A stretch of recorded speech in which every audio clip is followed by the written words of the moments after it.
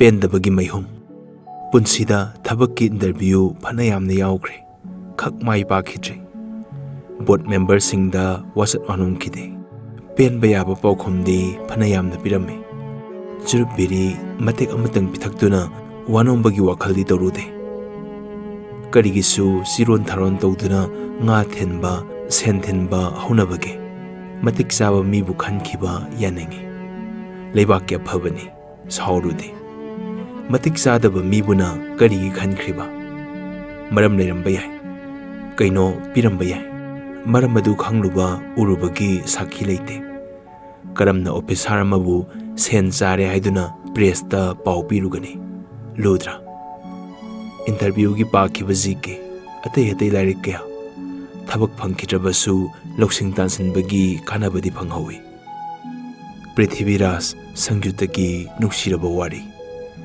इतिहास की बुकॉल फना यामना खंगहौई ख्वाइदगी वांग पसिंगदोल हनुमान जीना खुरक्तगी थादरंबा चिंगामबजा ख्वाइदगी तेनबा तुरेल नागानाला सोंगलबा अफ्रीका की जंगल सोइबुम अमसुंग लाइथरोय फंगबा खोनी भारत की मंत्री मैतई कंगलेरोन की निंगथौ परेंग हौजिक की मंत्री परेंग जनफा ngamna purami nongpok amasung nongchup पृथ्वी की ममिंग चटलबा लाइरिक लेंगबा मयाम की लाइरिक ममिंग नेहरू गांधी शेक्सपियर टैगोर जनफानी मैत्रबा की साउबा कमल अंगांगहल सितलजित मिनिकेतन नीलकांता रजनीकांता गुनो नीलबीर समरेंद्र पद्म कुमार नवदीप दरेंद्र जेसी तोंगब्रा सोनामनी मखोइने इबा लाइरिक पाखिबसु कयानी अदुबु सजेशन सोइरबा मैट्रिक पेखागी क्वेश्चनगुम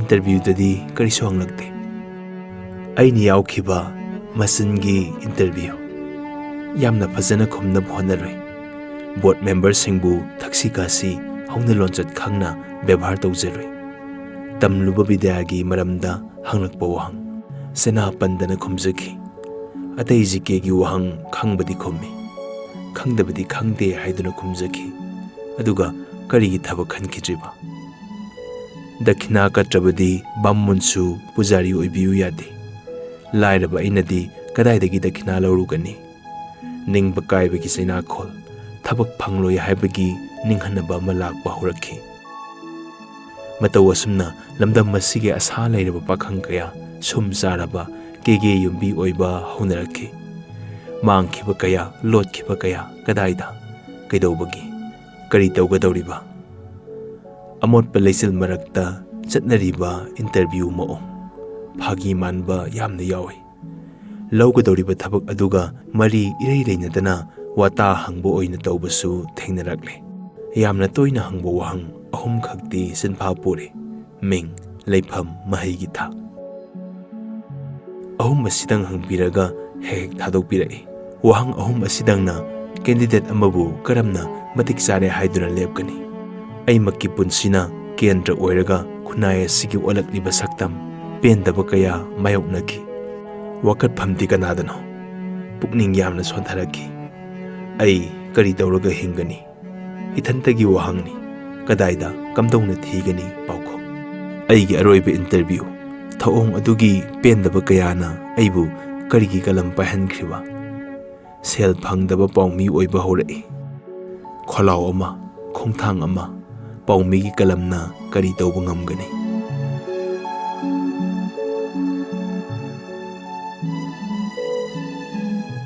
कलमगी वखत पाउ इबगा सैरेंग इबगा खेनबा यामना लै पाउमीगी संथा ट्रेनिंग चंगी कलम अनि अदुगी शक्ति मानदे अमना अथोटपा अमेंगबा लैसी लैथोनबा चंगी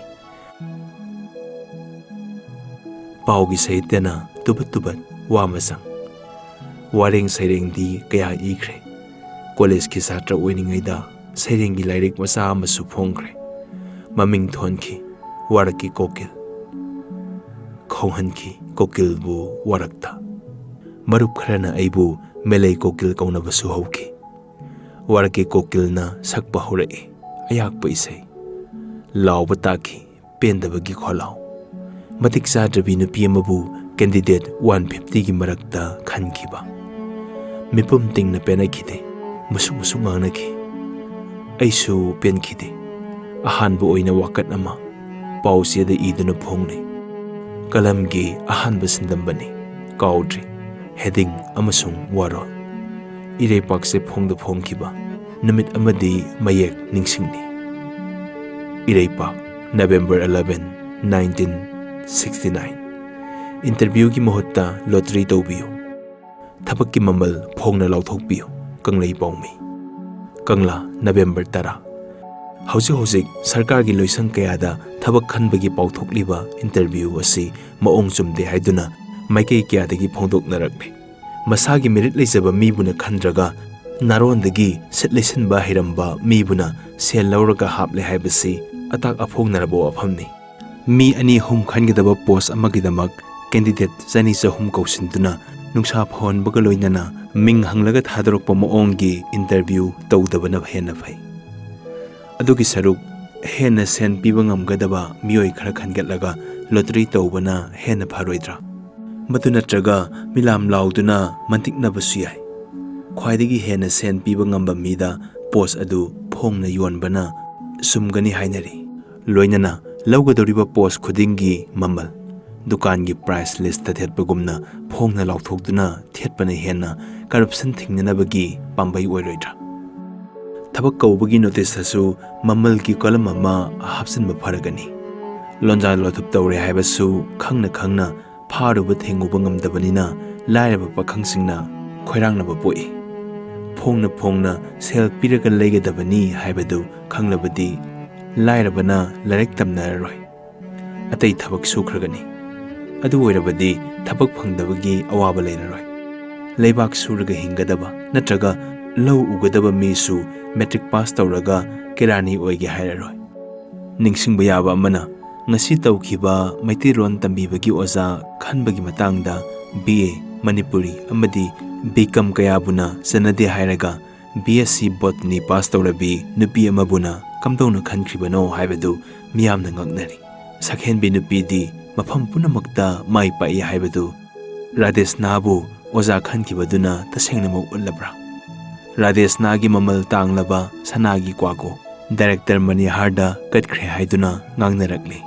Amotpa paw asibu phina maida phomduna thamlaga khwaidagi merit leibini haibadu sumlabra. Loinana sahitya gi lairembiga botany gi lairembiga kayamna naknaba mari leinabagi. Wanom haksang Kanglei Paumi gi ahanba paumi wakat. Mioi kyana pukning thogat piki. Pau thinba satluba numit. Ireipak ki editor ga punsigi ahanba oina sakhangna kibagi khudong chaba ma phangba ngamki. Aina isabu saktaklaga mamangda phamduna haizeruba tabiki. Pau gi warengbu ningthina pabiduna taramna tawbirakhi. Matungsu iraknabagi thakat wahai kharasu ngalakhi. Ibungo mele aranba sunthoknaba ibasi yamna phai. Igadabani ibada kiba yade hayeng soidana phongani. Aina nolokna haise. Oza haibagi ibadi nasrade pendabagi wakatpani. Yamna sumi point amada kitnamduna iribasi phazaraba paw amasu oibaga loinana comment amasu yauri. Editorna makhatana hanglakhi. Ibungosu interview du yaurobra. Yauzaroi. Aina ngahak leplaga makhataki. Aibu khandaba ahak yaze. BA Manipuri subject lautuna pass tawrakpa candidate mayam yauribani. Amadi khanba yaidana. Radesh Nagi paw sibu. Editorna singnarap yenglakhi. Kadai paw soidrabana. Aina pendaba phongdokpaga loinana takhiba paw tamki. Sak phajabi Radeshna haibi nupi adu sports thawa yawi. Director sahibna mapanda su pubire. Nomasu thengnaki nubidangi Deluxe Hotel da Manihar amasung Radeshna. Aduti saurno manungda wa ama leiramba yai. Leiribani oza. Leibakna ngangnare. Yamna motpagi paw ama tare. Mitnasu urure. ꯑꯩꯅ ꯑꯁꯤ ꯍꯥꯏꯔꯒ ꯃꯈꯥ ꯇꯥꯈꯤ꯫ ꯑꯣꯖꯥ, ꯅꯨꯄꯤꯒꯤꯗꯤ ꯁꯦꯜ ꯌꯥꯎꯗ꯭ꯔꯕꯁꯨ ꯍꯛꯆꯥꯡꯅ ꯋꯥꯅꯣꯝꯕ ꯌꯥꯏ ꯍꯥꯏꯕꯁꯤ ꯃꯇꯨꯡꯁꯨ ꯇꯧꯔꯛꯄ ꯌꯥꯕꯒꯤ ꯑꯀꯤꯕ ꯂꯩꯔꯛꯂꯦ꯫ ꯊꯤꯡꯍꯧꯅꯕ ꯍꯣꯠꯅꯕꯅ ꯆꯨꯝꯃꯤ꯫ ꯅꯨꯄꯥꯒꯤ ꯍꯛꯆꯥꯡꯗꯤ ꯋꯥꯅꯣꯝꯕ ꯌꯥꯗꯦ꯫ ꯃꯇꯥꯡ ꯆꯥꯅ ꯑꯣꯖꯥ ꯏꯗꯤꯇꯔꯅ ꯐꯥꯒꯤ ꯑꯃ ꯃꯔꯛ ꯊꯦꯜꯂꯛꯈꯤ꯫ ꯅꯨꯄꯤ ꯑꯣꯐꯤꯁꯥꯔꯅ ꯏꯟꯇꯔꯚ꯭ꯌꯨ ꯂꯧꯔꯕꯗꯤ ꯅꯨꯄꯥꯒꯤ ꯍꯛꯆꯥꯡꯁꯨ ꯋꯥꯅꯣꯝꯕ ꯌꯥꯔꯣꯏꯗ꯭ꯔꯣ? ꯀꯔꯤꯁꯨ ꯀꯣꯏꯅꯕ ꯇꯧꯗꯅ ꯅꯣꯛꯃꯤꯟꯅꯈꯤ꯫ ꯅꯣꯛꯄꯗꯨ ꯅꯦꯝꯊꯔꯒ ꯉꯥꯏꯍꯥꯛ ꯇꯨꯃꯤꯟ ꯂꯩꯅꯩ꯫ ꯅꯨꯄꯥꯒ ꯅꯨꯄꯤꯒ ꯈꯦꯟꯅꯕ ꯑꯃ ꯂꯩꯔꯤ ꯑꯣꯖꯥ꯫ ꯅꯨꯄꯤꯒꯤ ꯂꯝꯆꯠꯇꯤ ꯀꯔꯤ ꯑꯣꯏꯔꯛꯄ ꯌꯥꯕꯒꯦ?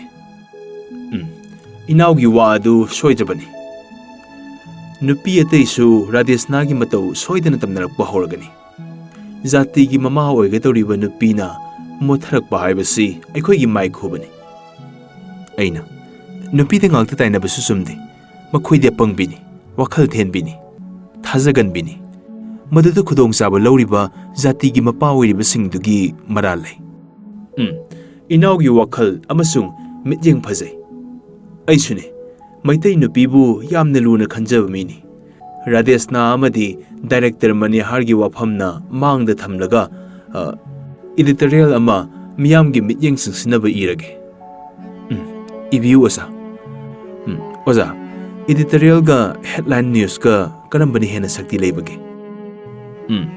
ꯑꯃꯅ ꯏꯗꯤꯇꯔꯒꯤ ꯃꯤꯠꯌꯦꯡꯅꯤ, ꯃꯤꯌꯥꯝꯗ ꯅꯠꯇ꯭ꯔꯒ ꯁꯔꯀꯥꯔꯗ ꯄꯥꯎꯇꯥꯛ ꯄꯤꯕꯅꯤ꯫ ꯍꯦꯗꯂꯥꯏꯟ ꯅ꯭ꯌꯨꯁ ꯍꯥꯏꯕꯁꯤꯗꯤ ꯅꯨꯃꯤꯠ ꯑꯗꯨꯒꯤ ꯃꯔꯨꯑꯣꯏꯕ ꯑꯃꯗꯤ ꯑꯉꯛꯄ ꯄꯥꯎ ꯑꯃ ꯃꯤꯌꯥꯝꯗ ꯊꯝꯕꯇꯅꯤ꯫ ꯄꯦꯄꯔ ꯑꯃꯒꯤ ꯃꯁꯛ ꯏꯗꯤꯇꯣꯔꯤꯌꯦꯜꯅ ꯇꯥꯛꯏ꯫ ꯋꯥꯈꯜ ꯈꯟꯕ ꯀꯥꯡꯕꯨꯅ ꯃꯗꯨꯇꯕꯨ ꯅꯩꯅꯩ꯫ ꯃꯤꯆꯝꯅꯗꯤ ꯄꯥꯅꯗꯦ꯫ ꯅꯠꯇꯦ, ꯏꯅꯥꯎꯁꯨ ꯁꯤꯟꯐꯝ ꯑꯁꯤ ꯄꯥꯝꯕ꯭ꯔꯅꯦ? ꯍꯧꯖꯤꯛꯃꯛꯇꯤ ꯂꯦꯞꯇ꯭ꯔꯤ, ꯁꯨꯝ ꯈꯪꯖꯅꯤꯡꯕꯒꯤ ꯍꯪꯖꯕꯅꯤ꯫ ꯍꯩꯅꯈ꯭ꯔꯕꯗꯤ ꯌꯥꯝꯅ ꯅꯨꯡꯉꯥꯏꯕ ꯁꯤꯟꯐꯝꯅꯤ꯫ ꯈꯔꯗꯤ ꯑꯋꯥ ꯑꯅꯥ ꯈꯥꯡꯕ ꯇꯥꯏ꯫ ꯑꯣꯖꯥꯅ ꯑꯁꯤ ꯍꯥꯏꯔꯒ ꯀꯌꯥꯗꯤ ꯍꯩꯅꯤꯡꯗꯅ ꯃꯈꯥ ꯇꯥꯔꯛꯈꯤ꯫ ꯂꯥꯏꯔꯕ ꯂꯝꯁꯤꯒꯤ ꯆꯦꯁꯤꯡꯗꯤ ꯁꯦꯟꯊꯣꯛ ꯀꯌꯥ ꯂꯩꯇꯦ꯫ ꯑꯩꯅ ꯍꯤꯡꯅꯕꯗꯤ ꯍꯣꯠꯅꯕ ꯇꯥꯕꯅꯤ ꯑꯣꯖꯥ꯫ ꯍꯣꯏ, ꯁꯦꯟꯒꯤ ꯉꯥꯛꯇ ꯈꯟꯕꯁꯨ ꯌꯥꯗꯦ꯫ ꯑꯐꯕ ꯏꯔꯩꯄꯥꯛ ꯑꯃꯗꯤ ꯑꯣꯏꯍꯟꯕ ꯄꯥꯝꯃꯤ꯫ ꯑꯆꯨꯝꯕꯅꯤ ꯑꯣꯖꯥ꯫ ꯑꯩꯅ ꯐꯝꯂꯝꯕꯗꯒꯤ ꯍꯧꯒꯠꯂꯝꯃꯤ꯫ ꯆꯠꯅꯕꯤꯒꯤ ꯌꯥꯊꯪ ꯂꯧꯕ ꯑꯣꯏꯅ ꯍꯥꯏꯈꯤ꯫ ꯌꯥꯝꯅ ꯅꯨꯡꯉꯥꯏꯖꯔꯦ ꯑꯣꯖꯥ꯫ ꯑꯩ ꯑꯃꯨꯛ ꯆꯠꯆꯔꯒꯦ꯫ ꯂꯦꯡꯉꯣ, ꯃꯇꯨꯡꯗꯁꯨ ꯍꯦꯛ ꯀꯣꯏꯊꯣꯔꯛꯎꯀꯣ꯫ ꯂꯥꯛꯆꯒꯦ ꯑꯣꯖꯥ꯫ ꯑꯩꯅ ꯂꯝꯕꯤ ꯆꯠꯅ ꯄꯨꯛꯅꯤꯡꯗ ꯈꯜꯂꯛꯈꯤ꯫ ꯅꯨꯄꯤꯒꯤ ꯍꯛꯆꯥꯡꯅ ꯋꯥꯅꯣꯝꯕ ꯌꯥꯈꯤꯕꯒꯨꯝ ꯅꯨꯄꯥꯒꯤ ꯍꯛꯆꯥꯡꯅꯁꯨ ꯋꯥꯅꯣꯝꯕ ꯌꯥꯒꯗꯕ ꯑꯣꯐꯤꯁꯥꯔ ꯅꯨꯄꯤ ꯃꯦꯂꯩꯅ ꯀꯗꯥꯏꯗ ꯊꯤꯔꯨꯈꯤꯅꯤ?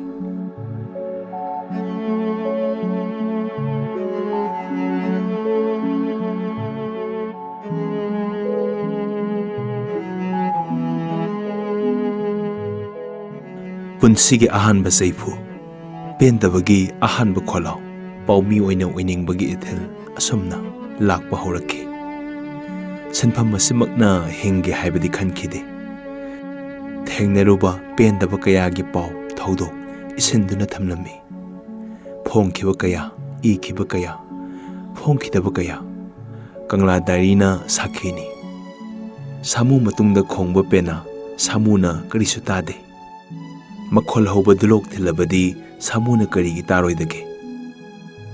ꯄꯥꯎꯆꯦꯗ ꯃꯃꯤꯡ ꯌꯥꯎꯔꯕ ꯃꯤꯑꯣꯏꯕꯁꯤꯡꯅ ꯑꯃꯗꯤ ꯑꯄꯥꯕꯁꯤꯡꯅ ꯍꯪꯅꯕ ꯍꯧꯔꯛꯈꯤ꯫ ꯀꯅꯥꯅꯣ ꯀꯪꯂꯩ ꯄꯥꯎꯃꯤ? ꯑꯩꯒꯤ ꯀꯂꯝ ꯃꯆꯤꯟ ꯇꯨꯝꯈꯠꯂꯛꯏ꯫ ꯃꯊꯪ ꯄꯥꯎ ꯃꯆꯥ ꯀꯌꯥ ꯀꯪꯂꯩ ꯄꯥꯎꯃꯤꯒꯤ ꯃꯤꯡꯗ ꯐꯣꯡꯕ ꯍꯧꯔꯛꯏ꯫ ꯃꯗꯨꯅꯗꯤ ꯍꯤꯡꯕ ꯌꯥꯕ ꯅꯠꯇꯦ꯫ ꯂꯥꯏꯔꯕ ꯂꯝꯗꯝꯁꯤꯒꯤ ꯂꯥꯏꯔꯕ ꯕꯦꯄꯔꯁꯤꯡꯒꯤ ꯄꯥꯎꯃꯤ ꯅꯠꯇ꯭ꯔꯒ ꯂꯅꯥꯏ ꯄꯥꯎꯃꯤ꯫ ꯁꯦꯜ ꯊꯨꯝ ꯄꯤꯕꯒꯤ ꯃꯑꯣꯡ ꯆꯠꯅꯗꯦ꯫ ꯑꯌꯥꯝꯕꯅ ꯊꯋꯥꯏ ꯌꯥꯎꯖꯕꯒꯤ ꯏꯕꯅꯤ꯫ ꯑꯇꯩ ꯁꯛꯅꯥꯏꯕ ꯑꯏꯕ ꯑꯃꯗꯤ ꯋꯥꯈꯜ ꯈꯟꯕ ꯃꯤꯑꯣꯏꯗ ꯋꯥꯔꯦꯡ ꯁꯩꯔꯦꯡ ꯏꯍꯟꯕꯒꯤꯁꯨ ꯐꯤ ꯄꯤꯕꯒꯤ ꯆꯠꯅꯕꯤ ꯂꯩꯇꯦ꯫ ꯃꯁꯤꯅ ꯑꯏꯕꯁꯤꯡꯒꯤ ꯃꯃꯜ ꯂꯩꯍꯟꯗꯦ꯫ ꯄꯨꯛꯅꯤꯡ ꯊꯧꯒꯠꯄꯁꯨ ꯋꯥꯁꯤꯜꯂꯛꯏ꯫ ꯐꯖꯕ ꯃꯆꯥꯛ ꯋꯥꯠꯂꯕ ꯆꯦꯐꯣꯡ ꯁꯤꯊꯔꯛꯏ꯫ ꯃꯤꯌꯥꯝꯅ ꯄꯥꯅꯤꯡꯕ ꯋꯥꯠꯂꯛꯏ꯫ ꯑꯩꯅ ꯄꯥꯎ ꯃꯆꯥ ꯈꯔ ꯏꯔꯒ ꯁꯦꯟ ꯄꯤꯌꯨ ꯍꯥꯏꯔꯨꯕꯒꯤ ꯋꯥꯐꯝ ꯅꯠꯇꯦ꯫ ꯃꯤꯌꯥꯝꯒꯤ ꯑꯣꯏꯕ ꯋꯥꯐꯝ ꯈꯔ ꯊꯝꯖꯕꯅꯤ꯫ ꯁꯦꯟꯊꯣꯛ ꯂꯩꯇꯕ ꯄꯨꯟꯁꯤꯅꯤ꯫ ꯄꯥꯎꯃꯤ ꯑꯣꯏꯅ ꯀꯣꯏꯆꯠ ꯆꯠꯂꯛꯏ꯫ ꯁꯦꯟ ꯐꯪꯗꯕ ꯏꯔꯩꯄꯥꯛꯀꯤ ꯄꯥꯎꯃꯤ꯫ ꯃꯇꯝꯗꯤ ꯂꯦꯟꯕ ꯇꯥꯔꯝꯃꯤ꯫ ꯂꯥꯏꯔꯤꯛ ꯍꯩꯔꯨꯔꯒ ꯊꯕꯛ ꯐꯪꯗꯕꯒꯤ ꯇꯧꯐꯝ ꯈꯪꯗꯗꯨꯅ ꯁꯤꯟꯗꯝꯕ ꯑꯣꯏꯅ ꯁꯥꯟꯅꯔꯨꯕ ꯁꯤꯟꯐꯝ꯫ ꯑꯁꯨꯝ ꯈꯨꯠꯂꯣꯏꯕ ꯍꯧꯔꯛꯏ꯫ ꯇꯝꯂꯨꯕ ꯏꯍꯩꯒꯤ ꯁꯤꯟꯐꯝ ꯑꯣꯟꯅꯕ ꯑꯣꯏꯅ ꯂꯧꯁꯤꯡ ꯒ꯭ꯌꯥꯟ ꯈꯔꯗꯤ ꯇꯥꯟꯁꯤꯟꯕ ꯉꯝꯂꯝꯃꯤ꯫ ꯈꯜꯂꯛꯏ, ꯃꯁꯤꯅ ꯑꯩꯕꯨ ꯍꯤꯡꯉꯨ ꯍꯥꯏꯔꯤꯕ꯭ꯔꯥ? ꯄꯥꯎ ꯊꯧꯗꯣꯛꯀꯤ ꯃꯔꯨꯝꯗ ꯂꯩꯔꯤꯕ ꯄꯨꯟꯁꯤ ꯁꯥꯍꯤꯇ꯭ꯌꯒꯤ ꯋꯥꯔꯤ ꯑꯃ, ꯄꯥꯎ ꯆꯦꯒꯤ ꯆꯩꯊꯦꯡ ꯑꯃꯗꯤ ꯌꯥꯝꯅ ꯊꯨꯅꯃꯛ ꯐꯪꯕ ꯉꯝꯈꯤ꯫ ꯀꯂꯝꯒꯤ ꯑꯍꯥꯟꯕ ꯆꯩꯐꯨ, ꯅꯨꯡ ꯑꯃꯠꯇꯅ ꯎꯆꯦꯛ ꯑꯅꯤ ꯍꯥꯠꯄ ꯑꯣꯏꯅ ꯊꯣꯛꯈꯤ꯫ ꯑꯔꯥꯟꯕ ꯇꯧꯕ ꯀꯥꯡꯕꯨꯅ ꯄꯥꯎꯃꯤꯒꯤ ꯅꯠꯇ꯭ꯔꯒ ꯏꯗꯤꯇꯔꯒꯤ ꯀꯂꯝꯕꯨ ꯑꯗꯨꯛ ꯁꯥꯎꯔꯤꯕ ꯀꯔꯤꯒꯤꯅꯣ? ꯁꯤꯟꯐꯝ ꯑꯁꯤꯒꯤ ꯅꯤꯌꯝ ꯆꯨꯝꯅ ꯊꯕꯛ ꯇꯧꯕ ꯇꯥꯔꯕꯗꯤ ꯌꯦꯛꯅꯕꯒꯤ ꯃꯁꯤꯡꯅ ꯅꯣꯡꯃ ꯅꯣꯡꯃꯒꯤ ꯍꯦꯟꯒꯠꯂꯛꯏ꯫ ꯂꯝꯗꯝ ꯑꯁꯤꯒꯤ ꯑꯃꯗꯤ ꯃꯤꯌꯥꯝꯒꯤ ꯋꯥꯈꯜ ꯈꯟꯖꯕ ꯄ꯭ꯔꯦꯁꯃꯦꯟꯁꯤꯡꯅ ꯌꯦꯛꯅꯕ ꯌꯥꯝꯒꯅꯤ ꯈꯟꯗꯨꯅ ꯑꯁꯨꯃꯛ ꯂꯩꯔꯕꯗꯤ ꯑꯃꯣꯠꯄꯅ ꯊꯨꯝꯍꯠꯈ꯭ꯔꯕ ꯈꯨꯟꯅꯥꯏ ꯑꯁꯤꯕꯨ ꯀꯅꯥꯅ ꯃꯥꯏꯀꯩ ꯆꯨꯝꯒꯅꯤ? ꯁꯦꯟ ꯄꯤꯖꯔꯒ ꯀꯂꯝ ꯃꯁꯤꯟ ꯊꯩꯗꯣꯛꯅꯕ ꯍꯣꯠꯅꯔꯤꯕ ꯃꯇꯝ ꯑꯁꯤꯒꯤ ꯑꯉꯝꯕꯁꯤꯡ, ꯁꯦꯟ ꯆꯥꯊꯣꯛꯂꯒ ꯃꯗꯨꯕꯨ ꯌꯥꯔꯤꯕ ꯄ꯭ꯔꯦꯁꯃꯦꯟꯁꯤꯡ, ꯁꯤꯟꯐꯝ ꯑꯁꯤꯕꯨ ꯀꯔꯦꯝꯅꯕꯅꯤ꯫ ꯑꯃꯣꯠꯄ ꯆꯨꯝꯊꯣꯛꯅꯕ ꯍꯣꯠꯅꯕꯗ ꯄ꯭ꯔꯦꯁꯀꯤ ꯑꯆꯧꯕ ꯊꯧꯗꯥꯡ ꯌꯥꯝꯅ ꯂꯩ꯫ ꯄ꯭ꯔꯦꯁꯅ ꯁꯣꯜꯂꯕ ꯑꯃꯗꯤ ꯃꯣꯠꯂꯕꯗꯤ ꯀꯅꯥꯅ ꯃꯥꯏꯀꯩ ꯆꯨꯝꯒꯅꯤ? ꯃꯟꯇ꯭ꯔꯤꯅ, ꯄꯨꯂꯤꯁꯅ, ꯎꯀꯤꯜꯅ ꯅꯠꯇ꯭ꯔꯒ ꯀꯅꯥꯅ? ꯃꯈꯣꯏꯒꯤ ꯃꯊꯛꯇ ꯁꯅꯤ ꯗ꯭ꯔꯤꯁꯤꯗꯧꯅ ꯌꯦꯡꯁꯤꯟꯕ ꯉꯝꯕꯁꯤ ꯄ꯭ꯔꯦꯁꯇꯅꯤ ꯍꯥꯏꯕ ꯌꯥꯏ꯫ ꯐꯝꯅꯥꯏꯕ ꯑꯃꯗꯤ ꯁꯛꯅꯥꯏꯕ ꯃꯤ ꯈꯨꯖꯣꯛ ꯑꯃꯒꯤ ꯃꯈꯨꯠꯇ ꯍꯪꯂꯥꯏ ꯑꯣꯏꯔꯕ ꯃꯤꯆꯝ ꯄ꯭ꯔꯖꯥ, ꯈꯣꯜꯂꯥꯎ ꯀꯌꯥꯒꯤ ꯋꯥꯀꯠ ꯑꯃꯠꯇꯁꯨ ꯄ꯭ꯔꯦꯁꯀꯤ ꯃꯇꯦꯡ ꯂꯧꯗꯨꯅ ꯂꯥꯎꯕ ꯌꯥꯗ꯭ꯔꯕꯗꯤ ꯑꯆꯨꯝꯕ ꯂꯩꯈꯤꯒꯗ꯭ꯔꯥ? ꯃꯀꯣꯛꯇ ꯅꯥꯄꯤ ꯄꯛꯂꯕ ꯍꯦ ꯍꯨꯔꯥꯟꯕ, ꯀꯔꯤꯒꯤꯅꯣ ꯀꯪꯂꯩ ꯄꯥꯎꯃꯤꯕꯨ ꯊꯤꯔꯛꯂꯤꯕ?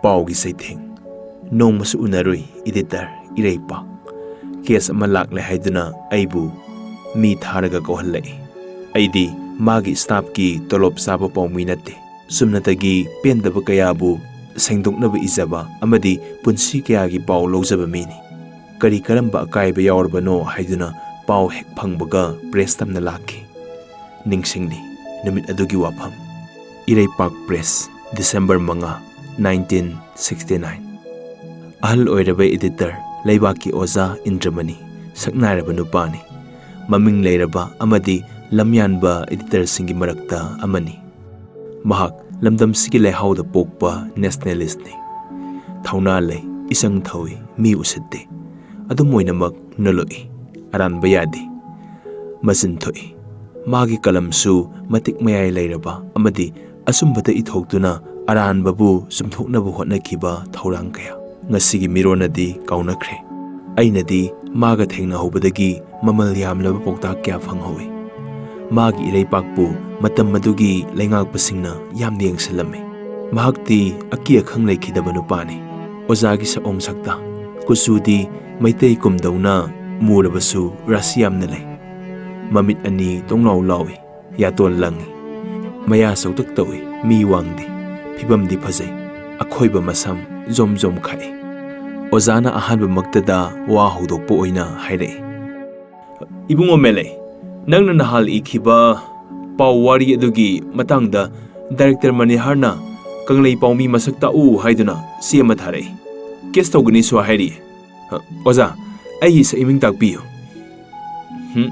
"ꯇꯥꯛꯄ ꯌꯥꯗꯦ꯫ ꯅꯪꯁꯨ ꯅꯣꯡꯃ ꯑꯊꯣꯏꯕ ꯄ꯭ꯔꯦꯁꯃꯦꯟ ꯑꯃ ꯑꯣꯏꯔꯛꯄ ꯌꯥꯕꯒꯤ ꯊꯥꯖꯕ ꯂꯩ꯫ ꯑꯗꯨꯅ ꯃꯨꯟꯅ ꯈꯪꯖꯤꯟꯒꯗꯕꯗꯤ ꯋꯥꯐꯝ ꯈꯔ ꯂꯩ." "ꯇꯥꯛꯄꯤꯌꯨ ꯑꯣꯖꯥ." ꯆꯦ ꯑꯃꯒꯤ ꯏꯗꯤꯇꯔꯅ ꯊꯧꯔꯥꯡ ꯂꯧꯔꯒ ꯐꯣꯡꯈ꯭ꯔꯕ ꯄꯥꯎ ꯑꯃꯒꯤ ꯄꯥꯎꯃꯤꯕꯨ ꯃꯁꯛ ꯇꯥꯛꯊꯣꯛꯄ ꯌꯥꯗꯦ꯫ ꯀꯦꯁ ꯇꯧꯔꯛꯂꯕꯁꯨ ꯊꯦꯡꯅꯕꯒꯤ ꯊꯧꯅꯥ ꯂꯩꯒꯗꯕꯅꯤ꯫ ꯑꯩꯅ ꯊꯦꯡꯅꯒꯅꯤ꯫ ꯑꯁꯨꯝꯅ ꯑꯣꯖꯥꯗꯒꯤ ꯐꯪꯈꯤꯕ ꯃꯃꯜ ꯌꯥꯝꯂꯕ ꯄꯥꯎꯇꯥꯛꯀꯌꯥ ꯃꯇꯨꯡ ꯇꯥꯔꯛꯄ ꯑꯩꯒꯤ ꯄꯨꯟꯁꯤꯒꯤ ꯁꯤꯟꯐꯝꯗ ꯀꯥꯟꯅꯕ ꯀꯌꯥ ꯄꯤꯔꯛꯏ ꯍꯥꯏꯕ ꯌꯥꯏ꯫ ꯑꯩꯅ ꯈꯪꯅꯤꯡꯅ ꯍꯪꯉꯤ, "ꯑꯣꯖꯥ, ꯑꯩꯒꯤ ꯄꯥꯎ ꯑꯗꯨ ꯈꯔ ꯗꯥꯏꯔꯦꯛ ꯑꯣꯏꯃꯟꯕ꯭ꯔꯥ?" "ꯑꯣꯏꯗꯦ꯫ ꯑꯆꯨꯝꯕ ꯋꯥꯐꯝ ꯑꯣꯏꯔꯕꯁꯨ ꯈꯔꯗꯤ ꯗꯤꯐꯦꯃꯦꯇꯔꯤ ꯑꯣꯏ, ꯁꯤꯡꯅꯕ ꯑꯃꯁꯨ ꯌꯥꯎꯏ." "ꯅꯪꯁꯨ ꯀꯂꯝꯗꯤ ꯊꯧꯏꯅꯦ?" "ꯍꯩꯁꯤꯡꯅ ꯋꯥꯍꯪ ꯍꯪꯕ ꯑꯣꯏꯅ ꯂꯩꯊꯣꯛ ꯂꯩꯁꯤꯟ ꯇꯧꯕꯅꯤꯅ ꯑꯀꯥꯏꯕ ꯌꯥꯎꯗꯦ." "ꯄꯦꯟꯗꯕ ꯀꯌꯥꯅ ꯃꯌꯥ ꯊꯥꯡꯕꯅꯤ." "ꯑꯆꯨꯝꯕꯅꯤ, ꯄꯦꯟꯗꯕ ꯀꯌꯥꯅ ꯊꯨꯝꯍꯠꯈ꯭ꯔꯕꯅꯤ꯫ ꯑꯅꯧꯕ ꯏꯔꯩꯄꯥꯛ ꯑꯃ ꯁꯦꯝꯅꯤꯡꯕꯒꯤ ꯋꯥꯈꯜꯗꯤ ꯑꯩꯒꯤꯁꯨ ꯂꯩꯖꯩ꯫ ꯑꯣꯖꯥ ꯈꯣꯏꯅ ꯂꯝꯌꯥꯟꯕꯤꯌꯨ, ꯑꯩꯈꯣꯏꯅ ꯇꯨꯡ ꯏꯟꯖꯒꯦ." ꯑꯣꯖꯥꯒ ꯑꯩꯒ ꯋꯥꯔꯤ ꯆꯠꯊꯔꯤꯉꯩꯗ ꯏꯈꯪ ꯈꯪꯍꯧꯗꯅ ꯗꯥꯏꯔꯦꯛꯇꯔ ꯃꯅꯤꯍꯥꯔ ꯁꯠ ꯆꯪꯁꯤꯜꯂꯛꯏ꯫ ꯁ꯭ꯋꯥꯏ ꯂꯥꯎꯈꯤ,